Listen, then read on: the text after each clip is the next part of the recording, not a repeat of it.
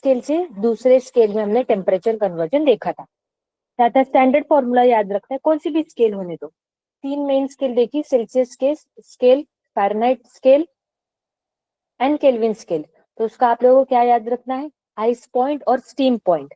अगर इन तीनों के अलावा कोई दूसरी स्केल होगी, ठीक है, आर्बिटरी स्केल, कोई भी रैंडम सी स्केल अगर बताई गई है, तो उसका आइस पॉइंट और स्टीम पॉइंट डिफाइन रहेगा।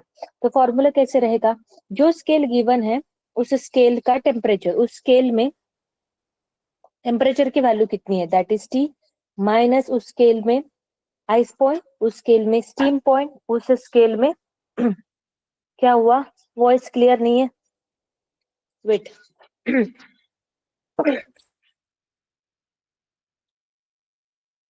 टेम्परेचर, उस स्केल का ice point, steam point, ice point equal to, जिसमें कन्वर्ट करना है उसके टेम्परेचर को एक्स मान लो, आइस पॉइंट, स्टीम पॉइंट, इसका क्या हो गया यहाँ पे आइस पॉइंट। उसके बाद हमने क्या देखा था, thermometers. There are different types of thermometers. Thermometer कैसे वर्क करते हैं, they work on change in the physical quantity. एक डिवाइस जो है, पर्टिकुलर डिवाइस जो है, एक पर्टिकुलर फिजिकल क्वांटिटी कैसे चेंज होती है उस अकॉर्डिंग टेम्परेचर हमें दिखाता है। टेम्परेचर के रिस्पेक्टिव में फिजिकल क्वांटिटी किस तरीके से चेंज हो रही है, उस हिसाब से हम क्या फाइंड आउट करते हैं, टेम्परेचर का रीडिंग। तो यहाँ पे physical quantity such as length, volume, resistance, इनके हेल्प से हम टेम्परेचर मेजर करते हैं। तो उसमें क्या फॉर्मूला था, यहाँ पे ये कोई भी फिजिकल क्वांटिटी ले लो, कौन सी फिजिकल क्वांटिटी की बात करूं यहाँ पे, चलो प्रेशर ले लेते हैं। तो pressure at particular T temperature minus pressure at 0 degree, pressure at 100 degree minus pressure at 0 degree into क्या हो गया यहाँ पे 100%। तो ये वैल्यू डालने के बाद टी टेम्परेचर कितना है वो हमें मिल जाता है 100 degree Celsius into 100 degree Celsius, 100 degree Celsius. तो हमें क्या मिल जाता है यहाँ पे टेम्परेचर। आगे हमें क्या देखना है, थर्मल एक्सपेंशन। अगला टॉपिक थर्मल सेक्शन का, थर्मल एक्सपेंशन।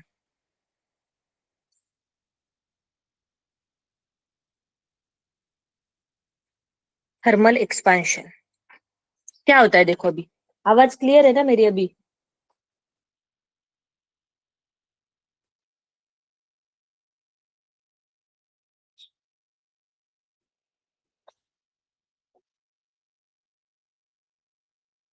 ओके ठीक है, चलो देखो यहाँ पे थर्मल एक्सपेंशन, कोई भी एक सब्सटेंस मैंने यहाँ पे ले लिया, उस सब्सटेंस को हमने हीट सप्लाई करी, तो उसका टेम्परेचर जो है वो राइज हुआ, मान लो उसका टेम्परेचर राइज हुआ, तो उस सब्सटेंस में क्या हो सकता है, कौन से दो चेंजेस आ सकते हैं, दो पॉसिबिलिटी क्या है, टेम्परेचर T1 से लेके T2 तक क्या हुआ, इंक्रीज हुआ, तो क्या हो सकता है, एक तो वो सब्सटेंस क्या होगा, एक्सपांड होगा, क्या होगा यहाँ पे, एक्सपांड होगा, मतलब उसके डायमेंशन चेंज होंगे, डायमेंशन मतलब एरिया, लेंथ, वॉल्यूम चेंज होगा, एक्सपांड होगा। और दूसरी पॉसिबिलिटी क्या है, टेम्परेचराइज करने के बाद उसका फेज चेंज हो सकता है, उसका स्टेट चेंज हो सकता है। स्टेट चेंज होना मतलब, फेज चेंज होना मतलब क्या, कि वो सॉलिड है तो उसका लिक्विड हो सकता है, लिक्विड है तो उसका क्या हो सकता है, गैस हो सकता है।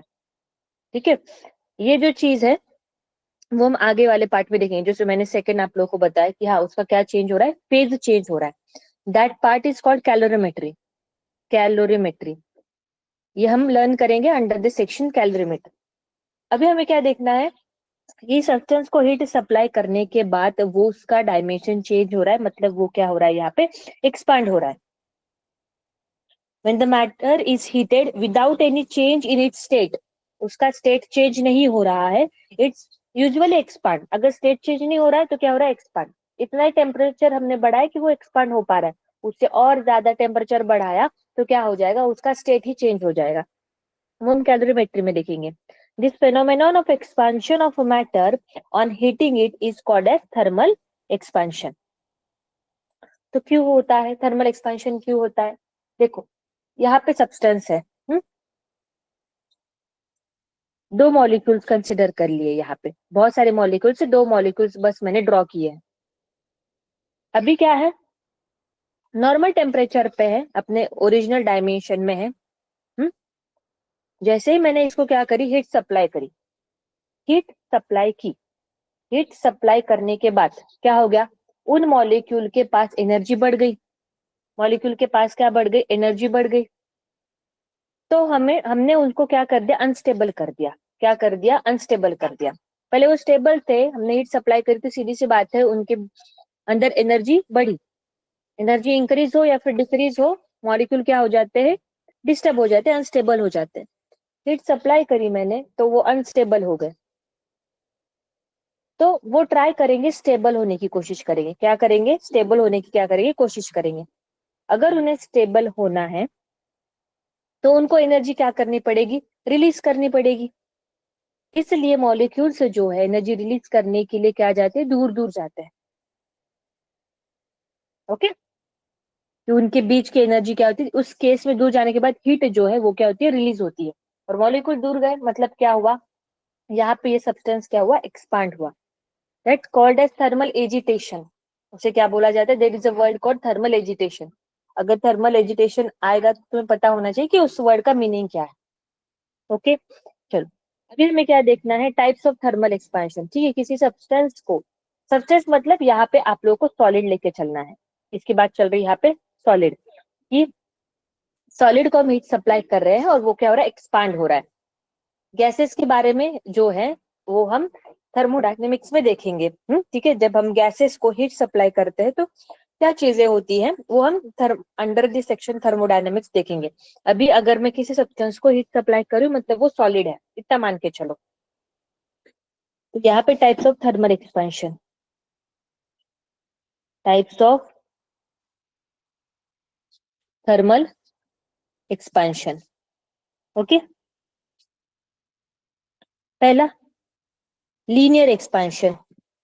लीनियर एक्सपेंशन, लीनियर एक्सपेंशन देखो नाम से पता चल रहा है कि हीट सप्लाई करने के बाद उस रॉड की, हीट सप्लाई करने के बाद उस सॉलिड की क्या चेंज होती है, यहाँ पे लेंथ चेंज होती है। ओके, तो यहाँ पे लेंथ चेंज हो रही है तो सीधी सी बात है, यहाँ पे जो बॉडी रहेगी वो क्या रहेगा, इस तरीके का रॉड जिसकी कोई थिकनेस नहीं है। There is a simple rod, उसकी लेंथ कितनी है, यहाँ पे एल। इसका टेम्परेचर मैंने T1 से लेके T2 तक क्या किया, इंक्रीज किया, तो वो क्या हुई, एक्सपांड हुई। कितने से एक्सपांड हुई, that expansion is equal to कितना है यहाँ पे, डेल्टा एल। एक्सपांशन कितना हुआ यहाँ पे, डेल्टा एल। तो कितना एक्सपांशन हुआ, डेल्टा एल की वैल्यू क्या है वो अभी हमें क्या करनी है, फाइंड आउट करनी है। तो देखो, टेम्परेचर राइज करने के बाद एक्सपांशन कितने से बढ़ा, हमने उसको डिनोट किया delta L. It is directly proportional to the temperature difference. It is directly proportional to temperature difference. Change in length is directly proportional to temperature difference. सीधी सी बात है, जितना टेम्परेचर डिफरेंस ज्यादा रहेगा उतना एक्सपांशन ज्यादा रहेगा। उसके बाद it is directly proportional to the original length. जो लेंथ ऑफ द रॉड है उसको डायरेक्टली प्रोपोर्शनल है, क्योंकि जितनी ज्यादा लेंथ रहेगी उतने ज्यादा मॉलिक्यूल्स रहेंगे। हाँ, उतने ज्यादा मॉलिक्यूल्स रहेंगे तो हीट सप्लाई करने के बाद उतना ज्यादा दूर दूर जाएंगे, तो उतना ज्यादा एक्सपांशन क्या होगा, ज्यादा होगा। इसलिए जो ओरिजिनल लेंथ है उसके ऊपर क्या है, डायरेक्टली प्रोपोर्शनल है। तो डेल्टा एल, तो यहाँ पे इक्वेशन क्या बन जाएगा, एल डेल्टा टी। यहाँ पे एक प्रोपोर्शनलिटी कांस्टेंट आता है, दैट प्रोपोर्शनलिटी कांस्टेंट उसको डिनोट किया जाता है यहाँ पे alpha. That proportionality constant is called as coefficient of linear expansion. This is coefficient of linear, coefficient of the linear expansion. Coefficient of linear expansion जो है, it is the property of the material. हर एक material की अपनी अलग अलग value है, वो वैल्यू आप लोगों को जो है वो क्या रहेगी, गिवन रहेगी। ठीक है, तो यहाँ पे डेल्टा एल इक्वल टू क्या हो गया, अल्फा एल प्लस क्या हो गया यहाँ पे डेल्टा टी। ये नई लेंथ जो है, पहले लेंथ एल थी, अभी लेंथ कितनी है, एल न्यू इक्वल टू क्या हो जाएगा, एल प्लस क्या कर देंगे यहाँ पे डेल्टा एल। ये वाला फॉर्मूला याद रखना, ये वाला याद रखना, इसको और रीअरेंज करते देखो, delta L, delta L, delta L equal to क्या है, L new, L new is equal to L plus delta L की वैल्यू डालो, अल्फा एल डेल्टा टी, इसमें से क्या कॉमन निकाल सकते हो, एल कॉमन निकालिया, क्या बचा 1 plus alpha delta T, that is this is L new. इस तरीके से नई लेंथ पूछी तो इस तरीके से ये फॉर्मूला यूज करो, नई लेंथ पूछी है तो ओरिजिनल तो लेंथ हमारे पास है, डेल्टा एल निकाल लो, ऐड कर दो, नई लेंथ मिल जाएगी। और सिर्फ चेंज इन लेंथ पूछा है तो डेल्टा एल। क्वेश्चन को ठीक से पढ़ना कि क्या पूछा उन्होंने, उन्होंने चेंज इन लेंथ पूछा है या नई लेंथ पूछी है टेम्परेचराइज करने के बाद, वो देखना, क्योंकि दोनों आंसर रहेंगे वहां पे। ठीक से पढ़ना है वहां पे क्या पूछा है, उस हिसाब से क्या करो। ठीक है, आगे बढ़ते, यूनिट की बात करते, अल्फा की यूनिट की बात करते, कितना आएगा यहाँ पे देखो अल्फा का unit, delta L equal to alpha L delta T. Alpha equal to क्या है, रटो मत, फॉर्मूला पता है तो यूनिट निकाल सकते हैं हम लोग, delta L L delta T, delta L और ये क्या है लेंथ, इसका unit metre, change in length का यूनिट मीटर, इसका यूनिट मीटर, और ये क्या हो गया यहाँ पे डिग्री सेल्सियस, तो मीटर मीटर कैंसल, तो कोएफिशिएंट ऑफ लीनियर एक्सपेंशन का यूनिट क्या है पर डिग्री सेल्सियस। ओके, ये उसका क्या हो गया यहाँ पे यूनिट, यूनिट ऑफ अल्फा हमने निकाल लिया। ठीक है, आगे बढ़ते हैं, यहाँ पे अगला देखना है हमें, अगला एक्सपांशन कौन सा है, सुपरफिशियल एक्सपांशन, सुपरफिशियल एक्सपांशन, कुछ नहीं नाम दिया है बस फैंसी सा, सुपरफिशियल एक्सपांशन मतलब एरियल एक्सपांशन, एरिया एक्सपांड होता है, चेंज टेम्परेचर राइज होने के बाद उसका एरिया जो है वो क्या होता है, इंक्रीज होता है यूनिफॉर्मली। ओके, ये बात याद रखो, यूनिफॉर्मली, ऐसे नहीं है कि स्क्वायर है, टेम्परेचर राइज करने के बाद भी तुम्हें स्क्वायर ही मिलेगा, ऐसा नहीं कि एक साइड से ज्यादा बढ़ गया एक साइड से कम बढ़ गया, ऐसे नहीं है, हर साइड से इक्वली इंक्रीज होगा, पहले स्क्वायर है टेम्परेचर राइज के बाद भी स्क्वायर ही रहेगा, क्यों, क्योंकि ऐसे है हमारे पास मटेरियल्स, हम यूनिफॉर्मली हर जगह पे हीट दे रहे हैं और उनकी जो प्रॉपर्टी है हर एक पॉइंट पे क्या है यहाँ पे सेम है, हर एक डायरेक्शन में सेम है, हर एक पॉइंट पे प्रॉपर्टी सेम है। अगर हर डायरेक्शन में हर मॉलिक्यूल की प्रॉपर्टी सेम होगी तो सेम एक्सपांड होंगे हर डायरेक्शन में, क्योंकि उनकी हर डायरेक्शन में प्रॉपर्टी सेम है, हर डायरेक्शन में प्रॉपर्टी सेम है, तो हर डायरेक्शन में सभी मॉलिक्यूल्स इक्वली एक्सपांड होंगे, इसलिए स्क्वायर है तो बाद में भी स्क्वायर ही रहेगा, ऐसा नहीं कि उसका शेप बदल जाएगा। तो यहाँ पे देखो कुछ कुछ ऐसे होते हैं सॉलिड्स कि हीट देने के बाद शेप बदल गया और हमें उस पर नहीं जाना है।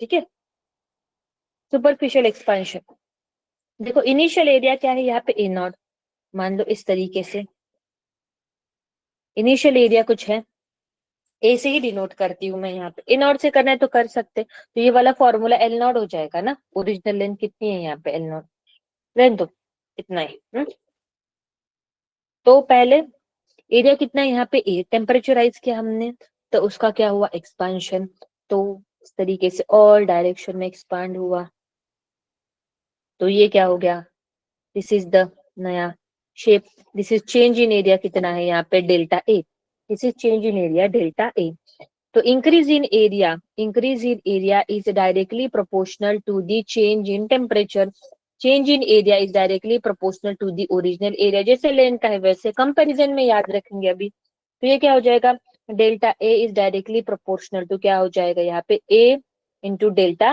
टी, यहाँ पे प्रोपोर्शनलिटी कांस्टेंट आएगा, that proportionality constant is called as coefficient of areal expansion that is denoted by the beta. Okay, तो delta A is equal to A beta पे कैसे लिखेंगे, A delta A is equal to beta A delta T, this is the change in area. नया area कैसे निकालेंगे, A new equal to original area plus change in area, A plus ये डाल दो beta A delta T, इसमें से क्या common निकाल सकते हो, ए क्या हो जाएगा 1 प्लस बीटा डेल्टा टी, ये क्या हो गया यहाँ पे न्यू एरिया हो गया। क्लियर, देखो ये वाला फॉर्मूला याद रखना, ये वाला रखना आगे। अभी यहाँ पे लीनियर का कोएफिशिएंट ऑफ थर्मल एक्सपेंशन क्या था अल्फा, और ये बीटा क्या है, beta is the coefficient of superficial expansion, coefficient of superficial expansion, areal expansion भी बोल सकते हैं उसको। देखो यहाँ पे कंपेयर करेंगे दोनों इक्वेशन को। एल न्यू इक्वल टू क्या था, L is equal to 1 plus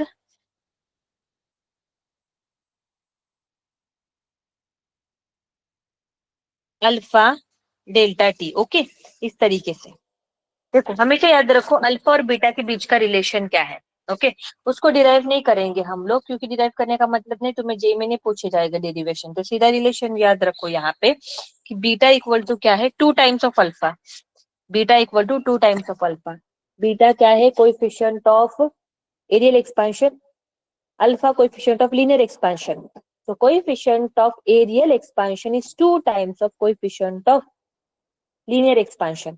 मतलब क्वेश्चन में एरियल एक्सपेंशन निकालने को बोला है पर बीटा दिया ही नहीं, उन्होंने देते समय अल्फा दिया, तो हमें पता है ना बीटा और अल्फा के बीच का रिलेशन तो क्या है, बीटा इक्वल टू क्या है, 2 अल्फा डाल दो। ऐसे नहीं कि उसको बीटा नहीं दिया है तो था ढूंढते फिरे, नहीं, यहाँ पे रिलेशन बताया मैंने कि बीटा इक्वल टू क्या होता है, 2 अल्फा, तो डालो उसमें। ओके, इस तरीके से। आगे तीसरा देखेंगे अभी, third is the volume expansion. Third is the volume expansion. हाँ, नाम से पता चल गया अभी आप लोगों को वॉल्यूम एक्सपांशन, तो सीधे फॉर्मूला लिखते हैं अभी। Change in volume equal to क्या हो जाएगा, original volume into change directly proportional to change in temperature. तो यहाँ पे प्रोपोर्शनलिटी कांस्टेंट आता है, दैट प्रोपोर्शनलिटी कांस्टेंट को डिनोट करते हैं हम लोग किससे, गामा से।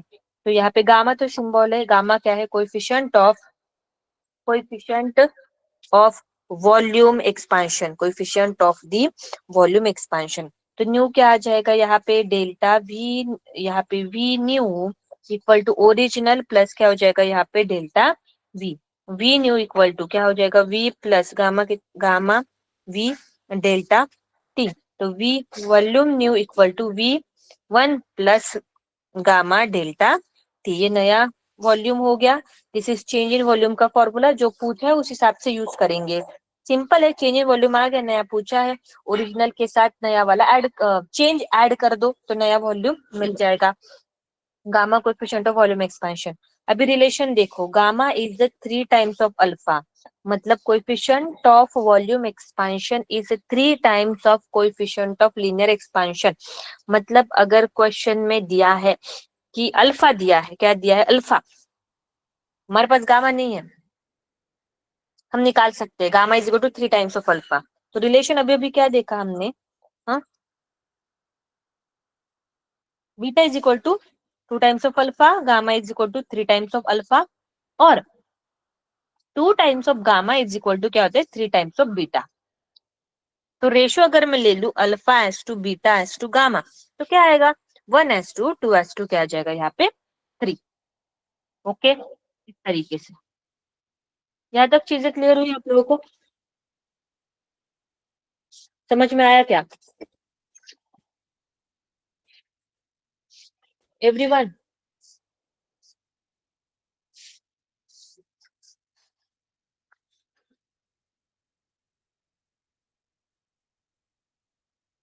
Okay, Ludhiana school.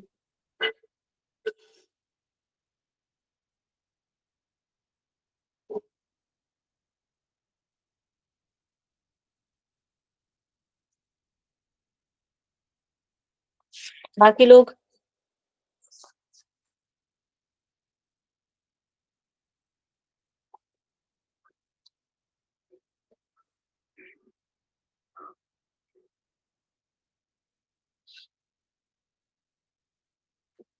ओके, चलो आगे बढ़ते हैं। अभी हम देखते हैं effect of thermal expansion in the solid. Some effects of thermal expansion in solid. पहला, अगर यहाँ पे बाय मेटालिक स्ट्रिप है, बाय मेटालिक स्ट्रिप, दो मेटल है, दो मेटल की बनी हुई स्ट्रिप, ऐसे नहीं कि दो मेटल को मिक्स करके बना दिया, ये एक मेटल की स्ट्रिप है और ये दूसरे मेटल की स्ट्रिप है, कि दोनों को इस तरीके से ज्वाइन किया। मान लो ये वाली स्ट्रिप जो है, ये वाली कॉपर है और ये वाली आयरन की है। दोनों को हीट सप्लाई कर दिया। हीट सप्लाई करने के बाद यहाँ पे अभी दोनों अलग अलग मटेरियल की है, दोनों का अल्फा, अब लेंथ की बात चल, दोनों का अल्फा मतलब कोएफिशिएंट ऑफ लीनियर एक्सपेंशन क्या है, अलग अलग है। अभी change in length is directly proportional to alpha, जितना ज्यादा, जिसका अल्फा ज्यादा रहेगा उसका उसकी लेंथ ज्यादा इंक्रीज होगी। दोनों की लेंथ सेम इंक्रीज होगी क्या? नहीं, क्योंकि दोनों अलग अलग मटेरियल है, दोनों का अल्फा अलग अलग है। तो किस तरीके से होता है, अगर दो स्ट्रिप को इस तरीके से ज्वाइन करो तो हीट सप्लाई करने के बाद उनका शेप जो है वो इस तरीके से हो जाता है, कर्व हो जाता है। क्या हो जाता है? कर्व। कर्व होगा तो कर्व कैसे हो सकता है? एक तो ऐसे पॉसिबल है कर्व, या फिर एक ऐसे पॉसिबल है कर्व। तो कौन सा? जिसका अल्फा ज्यादा होता है, जिसका कोएफिशिएंट ऑफ लीनियर एक्सपेंशन क्या होता है? ज्यादा होता है, वो आउटर साइड पे होती है। वो कैसे होती है? आउटर साइड पे होती है। और जिसका अल्फा कम है वो कैसे होती है? इनर साइड पे होती है। तो इस तरीके से, तो यहाँ पे कॉपर का ज्यादा है आयन से,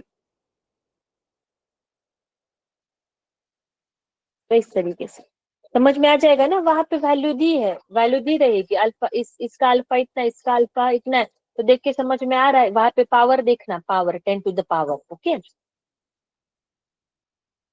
ऐसे नहीं है कि अगर तुम्हें वैल्यू दी गई 1.5 इंटू 10 टू द पावर -15, और दूसरी वैल्यू क्या दी गई यहाँ पे 0.5 इंटू 10 टू द पावर -10, तो तुम क्या देखोगे? अरे 1.5 है, हाँ तो इसका अल्फा ज्यादा है। वो देखो 10 की पावर देखो, इसकी 10 की पावर -15 है, उसकी 10 की पावर क्या है? -10 है, तो किसका अल्फा ज्यादा है? 0.5 इंटू 10 टू द पावर -10। पर 10 की पावर पे ध्यान देना, ऐसे नहीं कि पहला वाला डिजिट देख के छोड़ दो, तो उससे गलती होती है। तो ये क्या हो गया? एफ ई, इस तरीके से। इसका मतलब alpha of the copper is greater than alpha of, क्या हो गया यहाँ पे? एफ। क्यों? ये आउटर साइड पे क्यों है? यहाँ पे कॉन्वेक्स साइड पे, जिसका अल्फा ज्यादा होता है, high value of alpha will be on convex side, will be on the convex side. कैसे होता है? कॉन्वेक्स साइड पे होता है, ज्यादा लेंथ इंक्रीज होगा, कॉन्वेक्स साइड पे रहेगा, इस तरीके से। Okay? तो ये इस पे कोई इस पे नहीं है, इस पॉइंट पे न्यूमेरिकल नहीं, ऊपर वाले देखिए उस पे न्यूमेरिकल हम करेंगे। आगे बढ़ते हैं। Effect of the temperature on the pendulum. Pendulum का काम क्या है? यहाँ पे हम सेकंड पेंडुलम की बात कर रहे हैं, मतलब जो हमें टाइम दिखाता है। Temperature of a pendulum, okay. कि टेम्परेचर बढ़ा, पेंडुलम तो मेटल का बना हुआ है, टेम्परेचर बढ़ेगा तो पेंडुलम की क्या चेंज होगी? लेंथ चेंज होगी। उसकी लेंथ चेंज होगी तो वो जो हमें टाइम दिखा रहा है तो उसमें क्या आएगा? चेंज आएगा। तो चेंज किस तरीके से आएगा वो अभी हमें देखना है, कितना टाइम बदलेगा, कैसे बदलेगा, उसके बारे में देखेंगे। पहले तो पेंडुलम है, उसकी लेंथ क्या है यहाँ पे? एल। पेंडुलम है, उसकी लेंथ क्या है यहाँ पे? एल। अगर तुमने यहाँ पे टेम्परेचर बढ़ा दिया तो उसकी लेंथ जो है वो क्या हो जाएगी? इंक्रीज हो जाएगी। उसकी लेंथ इंक्रीज हो जाएगी, delta L is equal to alpha L delta T, okay. Length change हो गई, तो लेंथ के ऊपर टाइम पीरियड डिपेंड है क्या? लेंथ के ऊपर टाइम पीरियड डिपेंड है क्या? ये पहले देख लो कि कौन से भी लेंथ का पेंडुलम चलेगा। देखो, तो time period of the pendulum is given by, क्या फॉर्मूला है टाइम पीरियड ऑफ पेंडुलम का? यहाँ पे 2 पाई, क्या है यहाँ पे? T is equal to 2 pi under root L by, क्या है यहाँ पे? जी है। तो time period is directly proportional to under root of L. Time period is directly proportional to under root of L. जितना ज्यादा लेंथ रहेगी उतना टाइम पीरियड क्या रहेगा? ज्यादा रहेगा। ये टाइम पीरियड शो कर रहा है, ये टाइम पीरियड का फॉर्मूला है, टाइम नहीं है, ये टाइम पीरियड है। What is mean by time period? कि इस पेंडुलम को ऐसे यू जाके यू आने में कितना वक्त लग रहा है।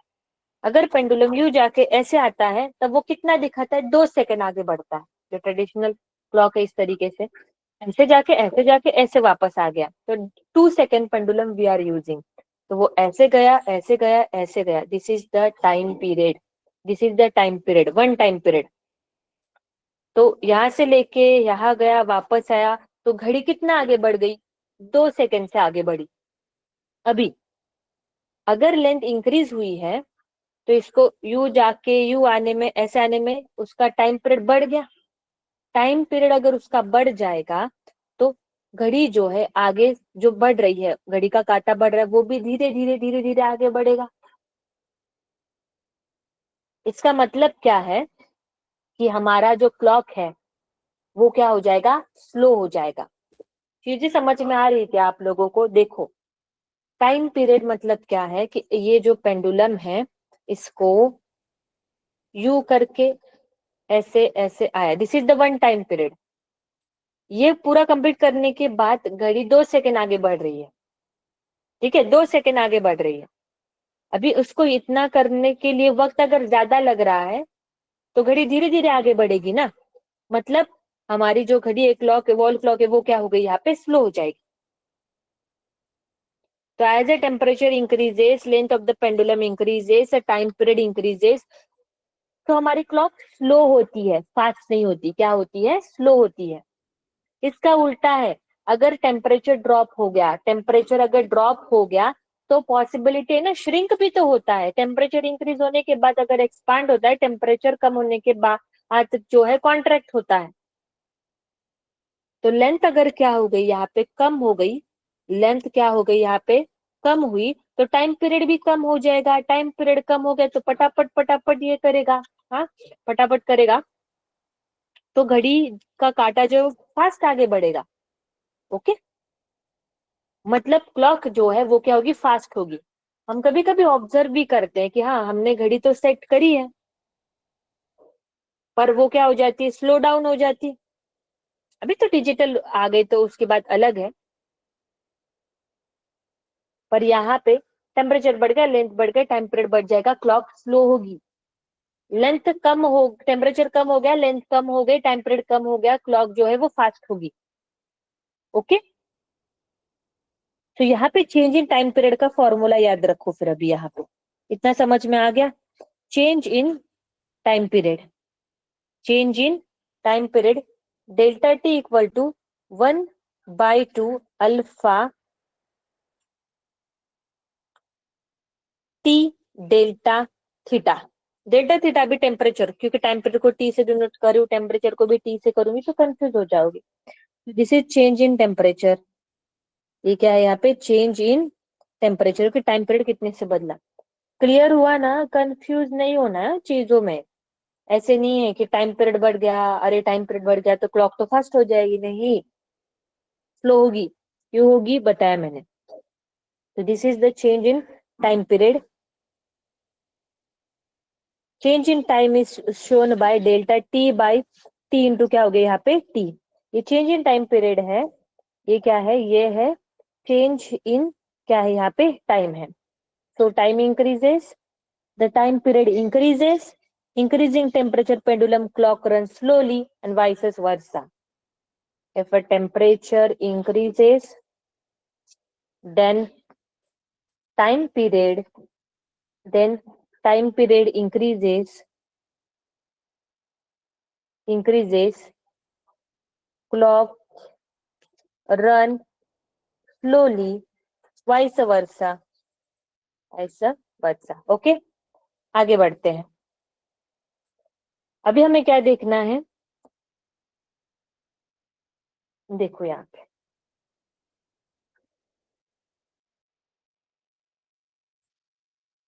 एक मेटेलिक रॉड है, उसके दोनों एंड को क्या कर दिया, फिक्स कर दिया। देखो ये वॉल है, ये वॉल है, दोनों एंड को इस तरीके से यहाँ पे फिक्स कर दिया। रॉड की लेंथ कितनी है यहाँ पे, एल, उसका कोएफिशिएंट ऑफ लीनियर एक्सपेंशन क्या है यहाँ पे, अल्फा। हुआ क्या यहाँ पे, उसको हमने हिट किया, मतलब हिट किया मतलब क्या है, हिट दिया उसको, मारा नहीं। उसका टेम्परेचर हमने बढ़ाया तो वो एक्सपांड होने की क्या करेगा, कोशिश करेगा, लीनियर एक्सपांड होने की कोशिश करेगा। साइड में क्या है, दोनों वॉल है, उसको एक्सपांड होने से क्या करेगी, रोकेगी। वो उसके ऊपर क्या लगाएगा, फोर्स लगाएगा। तो वो फोर्स की वैल्यू क्या रहेगी, हमें वो निकालना है। रॉड को फिक्स कर दिया वॉल के बीच में, अगर रॉड वॉल नहीं होती तो रॉड अपने आप एक्सपांड होगा। और वहां पे वॉल है ना दोनों एंड पे, तो क्या हो गया यहाँ पे, दिक्कत क्या आएगी फिर एक्सपांड होने में, फोर्स लगाएगा वो इसके ऊपर। तो कितना फोर्स लगाएगा वो हमें देखना है। इलास्टिसिटी चैप्टर में यंग मॉडुलस पढ़ा है मैंने। यंग मॉडुलस क्या होता है, F by A stress upon change in length upon original length. तो यहाँ पे F upon A into L upon क्या हो जाएगा यहाँ पे डेल्टा एल। तो यहाँ पे F upon A into L, change in length कितना आएगा यहाँ पे L alpha delta T. Change in length क्यों आ रहा है यहाँ पे, बिकॉज ऑफ हम क्या लगा रहे हैं उसको, हम उसको क्या दे रहे हैं यहाँ पे, हीट सप्लाई कर रहे हैं। तो यहाँ पे फोर्स कितना लगाएंगे, वाई ए अल्फा डेल्टा टी, इतना फोर्स जो है वो क्या होगा, रॉड वॉल के ऊपर क्या करेगा, अप्लाई करेगा, उतना ही वॉल रॉड के ऊपर लगाएगी। तो उसमें ये कौन कौन है इसको ध्यान से पहचान लो, ये है यंग मॉड्यूलस, ये है यंग्स मॉड्यूलस, ये एरिया ऑफ क्रॉस सेक्शन, याद रखना है फॉर्मूला। फॉर्मूला याद रखने में मैं कोई हेल्प नहीं कर सकती, कंपैरिजन में हो तो हिंट दे सकते, पर ये वाला फॉर्मूला तो याद रखना पड़ेगा। ये क्या है यहाँ पे, coefficient of linear expansion, formula याद रखने का काम आप लोगों का है। Coefficient of linear expansion, delta T क्या है यहाँ पे, delta T is equal to change in temperature. Okay, यहाँ तक चीजें क्लियर हो गई आप लोगों को। मंडे को लेक्चर होगा तब सब फॉर्मूले याद करके आना आप लोग। ओके, चलो अगला टॉपिक की तरफ जाते हैं। अभी हमें क्या देखना है, apparent expansion, apparent expansion in liquid, that is thermal expansion in liquid. अभी देखो एपरेंट एक्सपेंशन उसको क्या बोला जाएगा, उसमें हमें एग्जैक्टली कौन सा टॉपिक देखना है यहाँ पे, एपरेंट एक्सपेंशन। होता क्या है देखो, इस तरीके कंटेनर है, कंटेनर के अंदर हमने क्या भर दिया, लिक्विड, एकदम up to the mark liquid भर दिया। ओके, मेटल का कंटेनर है, उसके अंदर अप टू द मार्क हमने क्या भर दिया, यहाँ पे लिक्विड भर दिया इस तरीके से। अभी हमने टेम्परेचर राइज किया, हीट सप्लाई करी, उसका टेम्परेचर इंक्रीज हुआ T1 से लेके T2 तक। तो होगा क्या अभी उस केस में, यहाँ पे जो हमारा लिक्विड है कंटेनर के अंदर अप टू द मार्क पूरा फुल फिल है, इसका मतलब volume of the container, sorry volume of the liquid किसके बराबर रहेगा, कंटेनर के वॉल्यूम के बराबर। कंटेनर का वॉल्यूम तो हम मेजर कर सकते हैं, सिलिंड्रिकल है, रेडियस से वॉल्यूम निकाल सकते हैं, और लिक्विड का वॉल्यूम कितना रहेगा, जितना कंटेनर का वॉल्यूम रहेगा, बिकॉज वो पूरा फिल है, सीधी सी बात है। लिक्विड का वॉल्यूम इक्वल टू क्या हो गया, कंटेनर का वॉल्यूम। आगे टेम्परेचराइज हुआ, टेम्परेचराइज होने के बाद क्या हो सकता है, मेटल का है कंटेनर, वो एक्सपांड होगा। अगर कंटेनर एक्सपांड होगा और उसके अंदर लिक्विड है, लिक्विड को भी तो हीट मिलेगी, उसका भी तो टेम्परेचर बढ़ेगा, तो लिक्विड भी एक्सपांड होगा। पर दोनों का, यहाँ पे वॉल्यूम एक्सपांशन की बात चल रही है, यहाँ पे वॉल्यूम है, इसका मतलब दोनों का जो गामा है, वॉल्यूम है, मतलब कोई कौन सा कोएफिशिएंट ऑफ एक्सपांशन आएगा, वॉल्यूम। तो गामा ऑफ लिक्विड लॉजिकल है, जो लिक्विड का कोएफिशिएंट ऑफ एक्सपांशन है, वॉल्यूम एक्सपांशन है, वो ज्यादा ही रहेगा किससे, कंटेनर से। तो यहाँ पे हमारा लिक्विड जो है वो ज्यादा एक्सपांड होगा इन कंपैरिजन टू कंटेनर। तो उस केस में हमारा लिक्विड क्या होगा, ओवरफ्लो होगा, लिक्विड क्या होगा, ओवरफ्लो होगा। तो वो जो ओवरफ्लो हुआ लिक्विड है उसे ही क्या बोला जाता है, एपरेंट एक्सपांशन। क्योंकि कंटेनर है, कंटेनर एक्सपांड हुआ, लिक्विड एक्सपांड हुआ, जो ज्यादा एक्सपांड हुआ हुआ कंटेनर है उसने थोड़ा सा लिक्विड अपने अंदर समा लिया, बस अभी ज्यादा लिक्विड है, उसका क्या होगा, वो ओवरफ्लो हो जाएगा, क्योंकि उसका एक्सपांशन ज्यादा हो। तो कितना एक्सपांड हुआ वो निकालना है, बस सिंपल। क्या करेंगे, कंटेनर का एक्सपांशन निकालो, वॉल्यूम एक्सपांशन कितना है, कंटेनर का वॉल्यूम एक्सपांशन फॉर्मूले से निकालो अपने, न्यू इक्वल टू क्या आ जाएगा, वी कंटेनर, कंटेनर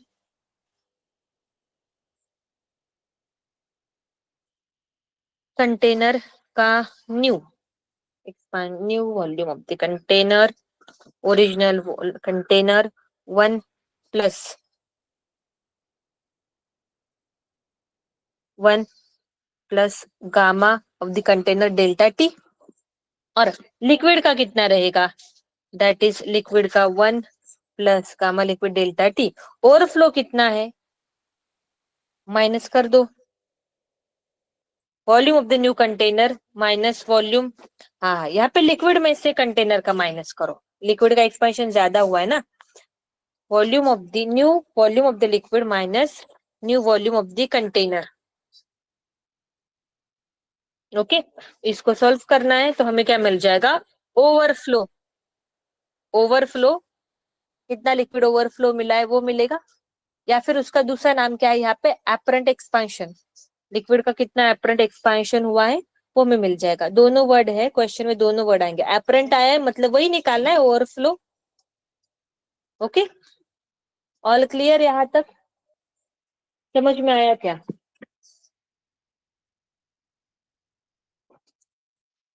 मंडे को मिलेंगे, तब तक सब रिवाइज करके आना। Okay, bye.